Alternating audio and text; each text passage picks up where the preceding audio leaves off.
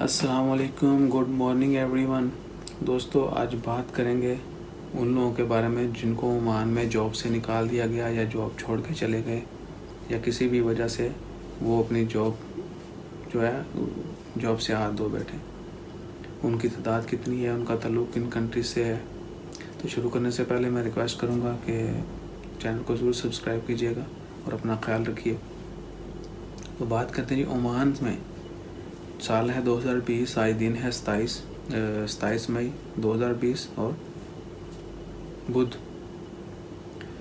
آج کے دن تک جو ڈیٹا ہے اتھینٹک سورسز سے، جو ادارے ہیں گورنمنٹ کے، نیشنل اسٹیٹسٹکس سے ایک تو، اور باقی جو ریلیونٹ ادارے ہیں اور باقی جو پرائیویٹ فرمز ہیں جو یہ کام کرتی ہیں، ان کے مطابق عمان سے اب تک 27,000 لوگ جو ہے وہ جاب چھوڑ کر چلے جا چکے ہیں اپنی کنٹریز میں، یا ان کو جاب سے نکالا جا چکا ہے۔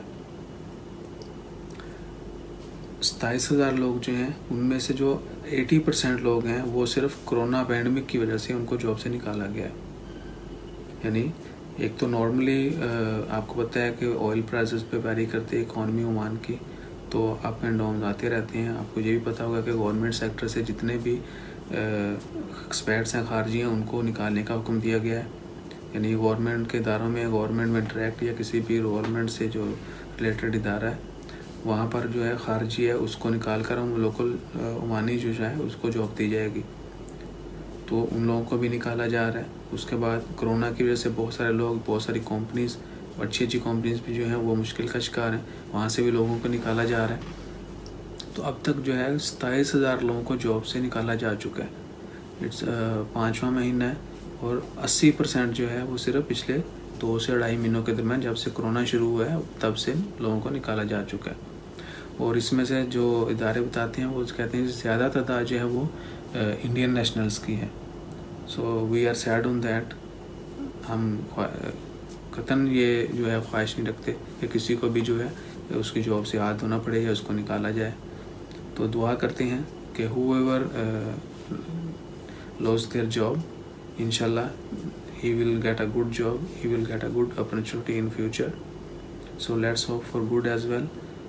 تو ثابت قدم رہیں، مثبت رہیں، دوسروں کے لیے دعا کرتے رہیں کہ اللہ تعالیٰ کسی کو بھی مشکل میں نہ ڈالے، کسی کو بھی امتحان میں نہ ڈالے۔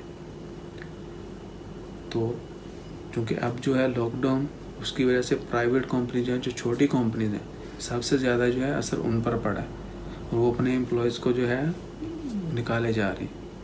اس مشکل وقت میں اپنے آپ کو جو ہے وہ پازیٹیو رکھیں، ثابت قدم رکھیں۔ انشاءاللہ مشکل وقت آتا ہے، اس کے بعد آسانیاں بھی آئیں گی، تو گھبرانا نہیں ہے۔ جیسے بھی حالات ہوں ڈٹ کر مقابلہ کریں۔ اس میں ہم اکیلے نہیں ہیں، پوری دنیا جو ہے وہ اس وقت انہی مسائل کا شکار ہے۔ تو صرف دعا کرنا ہے کہ اللہ تعالیٰ اس وبا کو جلدی ختم کرے، تاکہ ہماری پریشانیاں جو ہیں وہ کم ہوں، ختم ہوں۔ اور ہمیشہ اللہ تعالیٰ سے یہی دعا مانگتے رہیں کہ اللہ تعالیٰ سب کی خیر کرے۔ ہر چیز اللہ کی رضا سے ہے، اس پر کامل یقین رکھیں اور دعا کرتے رہیں۔ انشاءاللہ اللہ تعالیٰ اس وبا کو جلدی ختم کرے، تمام لوگوں کی مشکلات آسان کرے، بیماروں کو صحت دے۔ تو مجھے دیں اجازت، انشاءاللہ ملتے ہیں اگلی خبر کے ساتھ۔ تب تک اللہ حافظ۔